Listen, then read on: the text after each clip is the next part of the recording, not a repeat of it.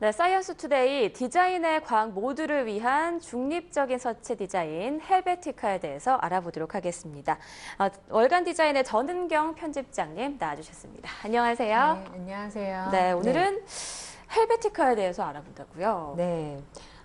지난 시간에는 기업 전용 서체 디자인을 비롯해서 서울 서체처럼 도시도 서체를 갖고 있다는 사실을 국내 사례를 중심으로 살펴봤는데요.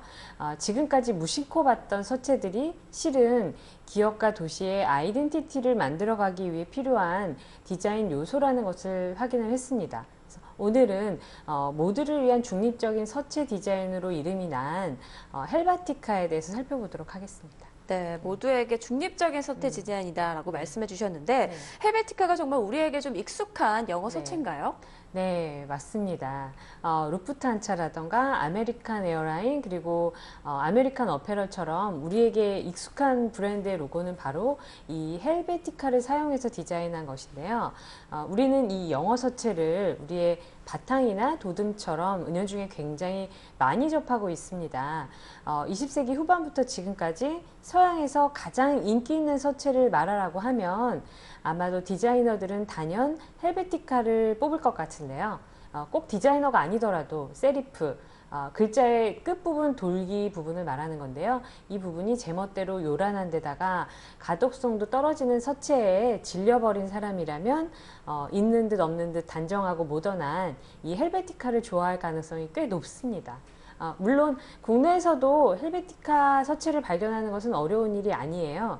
여러분이 오늘 아침에 보셨던 간판이라던가 브로슈어에서도 아마 이 서체를 보셨을 수 있을 거예요. 네, 정말 헬베티카 이 말만 들어서는 어떤 서체인지 네. 좀 감이 안 왔는데 네, 자료 화면을 보니까 그동안 정말 많이 봐왔던 네, 어디서 많이 본 것 같은 무난한 아주 서체죠. 익숙하고 친근한 서체였네요. 네, 네, 네. 그럼 이 서체 언제 누가 디자인을 한 건가요? 예, 이 헬베티카는요, 1957년 스위스의 디자이너 막스 미딩거라는 사람이 디자인을 했고요.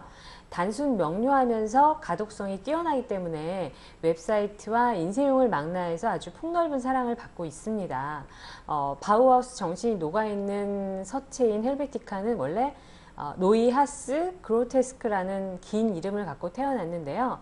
1960년대에 독일의 스탬프 회사를 통해서 전 세계에 이 서체가 소개될 때 스위스를 강조하는 현재의 이름 헬베티카를 얻게 되었습니다. 네. 스위스 민족의 조상이 원래 켈트족의 한 갈래인 헬베티아족이라고 해요. 그리고 스위스의 이름도 헬베티카였다고 합니다. 네, 간결하면서도 과장이 없고 높은 가독성을 지닌 헬베티카는 이후 스위스 모더니즘의 대표주자가 되어서요. 전 세계에 급속도로 퍼지게 됩니다. 네, 원래 이름은 노이하스 그로테스크. 네. 굉장히 긴 길죠. 이름이었네요. 네, 네, 그렇네요. 네. 그런데 일단 헬베티카 글씨체를 딱 봤을 때 네. 군더더기 없고 깔끔하다 이런 느낌이 드는 게 사실인데요. 네, 네. 과연 어떤 장점이 있길래 그렇게 또 많이 쓰이고 디자이너들에게도 인기가 좋은 건가요? 네. 헬베티카는 뉴욕이나 도쿄의 지하철 사인을 비롯해서요. 외국의 공공시설물과 글로벌 기업의 로고 등에서도 자주 발견할 수 있는데 말씀하셨던 것처럼 그 이유는 서체가 스위스의 국가 이미지처럼 정확하고 정교한 데다가 아주 중립적인 얼굴을 하고 있어서 다양한 상황에서도 아주 무난하게 이용할 수 있기 때문이에요. 네.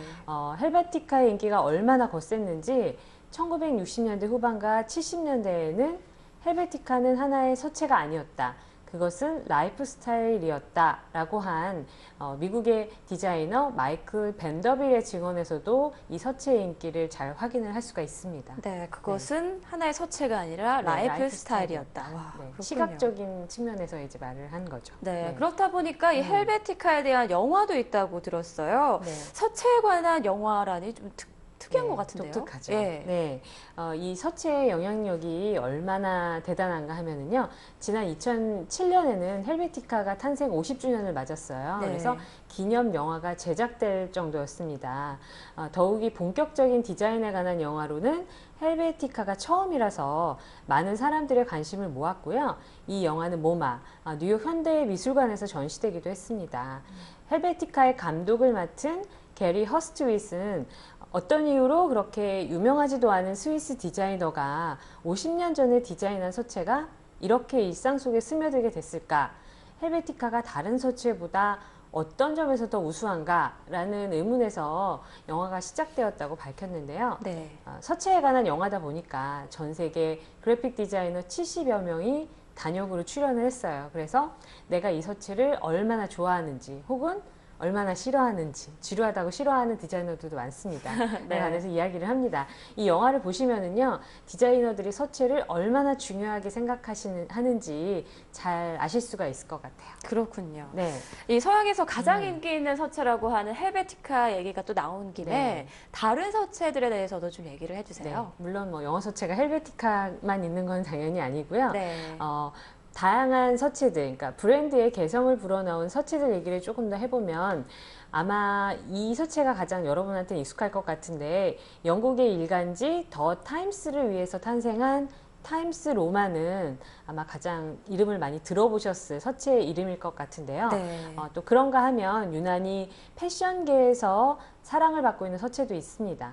이탈리아에서 만든 우아한 서체 보도니가 그 주인공인데요. 패션 잡지 보그, 바자의 제어로 굉장히 오랫동안 사용이 되었고요.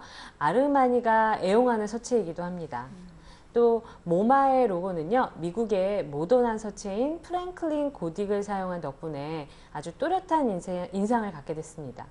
또 그리고 서체가 무슨 죄가 있겠냐마는 히틀러가 게르만 민족의 정체성을 보여주는 서체라고 공연한 그 블랙 레터라는 서체가 있는데요. 네. 이 서체는 좀 안타깝게도 나치즘의 상징처럼 인식이 되어버렸습니다. 네.